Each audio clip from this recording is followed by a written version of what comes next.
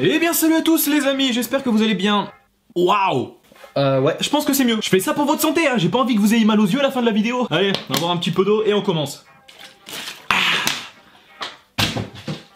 On peut commencer. Je tiens à préciser que ces deux histoires que je vais vous raconter là sont inspirées de ma vie réelle et donc par ailleurs sont totalement vraies. Voilà, allez, bon visionnage.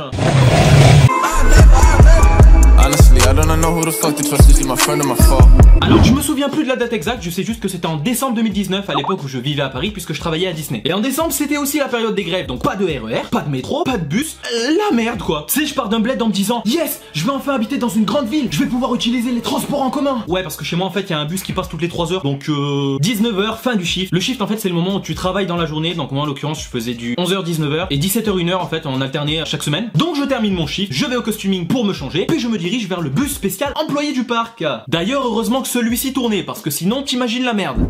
Comment je rentre maintenant?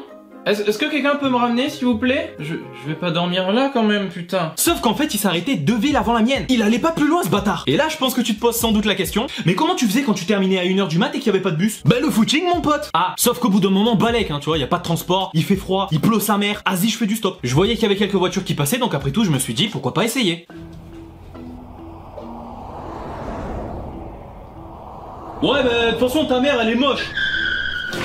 Et puis après 15 minutes, yes, une voiture s'arrête. C'était un vieux qui devait avoir une 60aine d'années. Puis après avec le recul je me suis quand même dit si jamais c'était à refaire, bah jamais je serais monté. Parce qu'il avait vraiment une tête de psychopathe. Mais bon, le froid et la fatigue faisaient que balèque, c'est quoi, tu t'es arrêté, tu veux me prendre en plus de ça? Bah vas-y, j'arrive frère, attends, je m'installe. Je me mets où, devant, derrière? Dans le coffre? Dans le coffre. Ok, ouais, bah, si tu veux, écoute, après tout.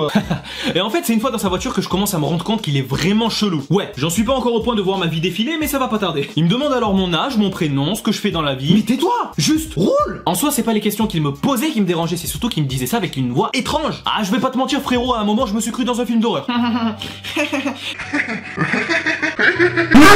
On roule alors sur l'autoroute, je lui dis que ma ville c'est la prochaine sortie, il me répond d'accord. Sauf qu'il zappe complètement la sortie. Non, wait, what are you doing? It was behind us. Et en plus il me dit d'un air normal, ah bah il fallait me le dire avant aussi. Ouais c'est ça, vas-y ta gueule, regarde la route. En fait après je me suis rendu compte qu'il fallait lui dire les choses au moins 4 minutes avant pour qu'il ait le temps d'anticiper, tu vois. Bon puis au final c'est pas si grave puisqu'on a pris la prochaine sortie. Et cette fois-ci il l'a pas loupé. Heureusement d'ailleurs parce que sinon je t'aurais fait manger ton volant le vieux. Il galère un petit peu à trouver mais finalement il me ramène chez moi sain et sauf. Et ça, bah c'est plutôt cool. C'est un bon point, tu vois, je suis chez moi, j'ai échappé à un psychopathe qui voulait je ne sais pas quoi. Donc voilà pour cette première histoire. D'ailleurs je tiens à vous faire passer un petit message. Si vous arrive une situation un jour similaire à la mienne, ce que je vous souhaite pas du tout, gardez votre sang-froid, vraiment, ne paniquez pas, c'est la clé. Ça ne sert à rien en plus. Puisque si vous paniquez, il va se dire ok c'est une personne faible, je vais pouvoir faire des choses.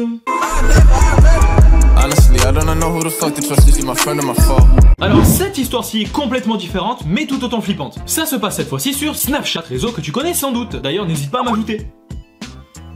Voilà, c'est bon pour la pub. Un soir comme les autres, vers 23h30, je reçois un message de la part d'un mec qui me dit salut, ça t'intéresse des faux billets? Je te fais 5K pour 100 €. D'accord, le concept c'est de payer pour acheter des billets. Ok. C'est la première fois qu'on me l'a fait ça là. Alors évidemment je lui réponds que non, mais pour rentrer dans son délire, je lui dis que je suis flic. Chose qu'il a pas du tout pris au sérieux. Il a commencé alors à se vénérer, à m'insulter. Ouais fils de p***, je vais te retrouver, je vais t'en...